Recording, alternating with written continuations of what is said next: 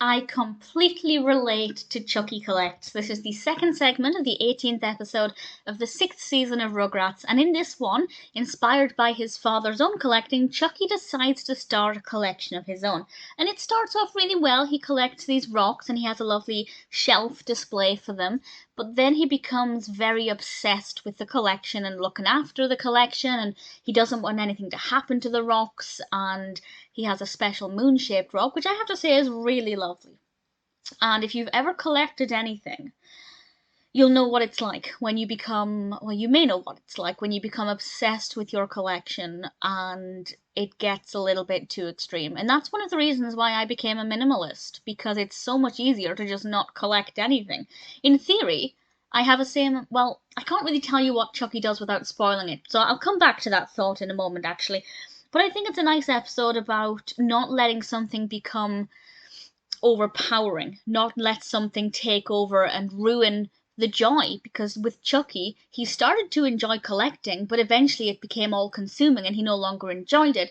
And he became paranoid about losing his stones, and he was worried about trading, because one of the joys of collecting, depending on what you collect, is the aspect of trading. But at the same time, trading can mean you might lose parts of your collection that you love, and Chuckie has this with Phil and Lil. Phil and Lil have a lovely little argument about what they should collect, which I thought was rather sweet. So I do like the episode a lot because it's very, very relatable. And ultimately, what Chuckie decides, so I guess there's a small spoiler for something that Chuckie does at the end and how he is able to overcome this problem. His solution is to continue collecting rocks, but he leaves them where they are. And in a way, I've adopted the same approach. I collect watching films, but it's the 21st century and I don't need to always buy DVDs. I can buy streaming, or, I'm on various streaming services.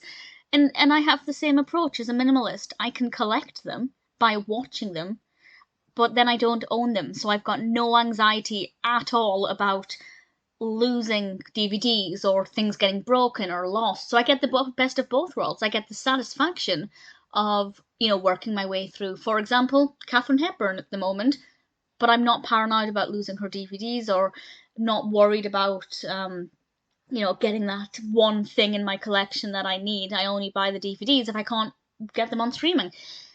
So for me, it was very, very relatable, and I think Chuckie had the right approach. Now, it is kind of hard to collect rocks and leave them where they are, but at the same time, you could collect rocks by having I don't know that much about rocks, but having a checklist of different kinds of rocks that you want to try and find, different stones you want to see in the wild, as it were. But you don't need to take them away with you.